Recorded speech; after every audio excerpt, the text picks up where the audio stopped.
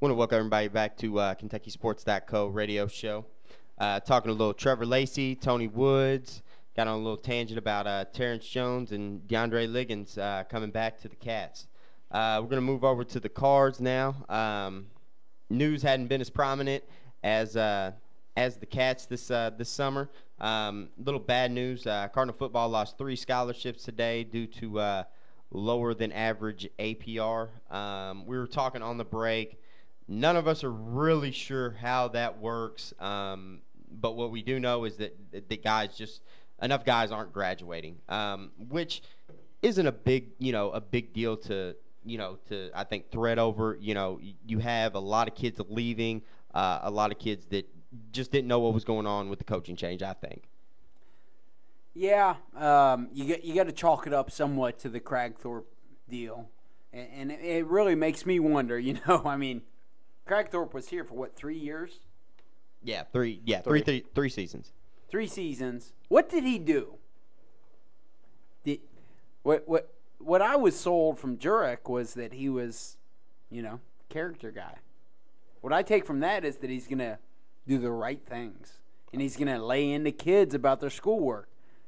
Cragthorpe didn't do anything. Well, I think it was just, you got to give nothing positive. You got to give Jurich his one screw up. Certainly do. I love Jurek. Yeah, everything he's done. Everything touches turned to gold, basically. Exactly. I think he just kind of thought out of the box. Thought Louisville was a little bit more of a football program than they really are.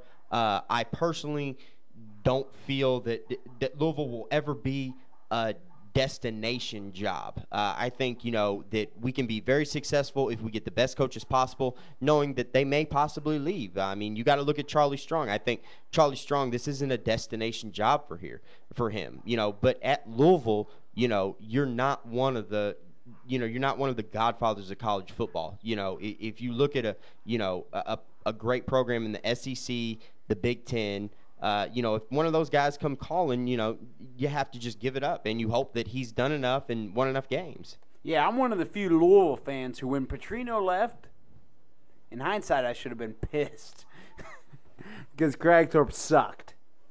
But when Petrino left, my reaction was, he did his job. They won a BCS game. Got an Orange Bowl. Yeah. Hell, I mean, they did a lot. He was a great coach. Petrino was the man. He's doing good things at Arkansas already. He's been there for a year and a half now? Safe to say Petrino is a great coach. I think I wouldn't necessarily go, with just all the questions about his character that come out. I don't know if the great coach comes to mind. I think he's a football mastermind. I think as far as knowing the game, I think Petrino is one of those guys that, that when he calls a play, he's calling that play for 4 plays ahead. He's calling the score. Yeah, he's that type of guy. But as far as a character guy, a great coach, he didn't have this academic issue. So, my question is, people stick around when he didn't have people. Did he? I don't remember that. I think Petrino. He didn't lose scholarships due to academic issues. No. So as far as I'm concerned, Petrino was the ideal coach. Yes, yeah. He did exactly what he needed to do. And if you had a guy that came in and wasn't trying to build a program as far as guys graduating and, making everything soft and fluffy, and these guys are good guys, and if you just look at what college football is, if you look at the that the beast it is, you have a lot of guys with a lot of questionable character. Now, I have no problem with that. Sports Illustrated came out with the article this past year. Yeah, I read look that. at, which was completely terrible. I don't even want to get on that subject of how poorly Sports Illustrated represented college football, but that's what you're dealing with. It was pretty off. Yeah, well, it made it sound like the fact that, like, I may be inaccurate on this, that 5% of the players in NCAA Division I had a criminal record was a big deal. Something like that. It was like 5% is a big deal. Yeah, and they, if they want to go out and say something like that, which I have no problem them going out and stating the facts, yes, but you also need to take into account how many of those guys with the criminal records came from a certain, demographic. How many of those guys were living in Section 8 housing? How many of those guys came from a very, very poor background where they saw nothing but crime. They had no choice but to steal. You know, you're talking about a lot of guys that play college football that come from the worst parts of this country. I mean, there's no denying that. You know, they're going to be a product of their environment, and then you just want to come out and say that this is all of college football. No, it's not. But for, you know, you have to make the distinction that because they come from some so tough environments that they're that good at football. You know, the rage, you know, I'm sorry, football is nowadays gladiators. They're the Roman gladiators of, you know, and it always has been. And it always has been. Yeah, and that's what people love, and that's what sells. But yet Sports Illustrated wants to come out and say that, you know, that these guys are criminals. Are bad guys. They're thugs, you know. That's what they said. That kind of leads into Tony Woods. You know, he's obviously got a criminal background, but, I mean, if you look past that, I'm sure he's a good guy. Exactly. I mean, I really don't. You know, I really don't. He may be a good guy. He may be.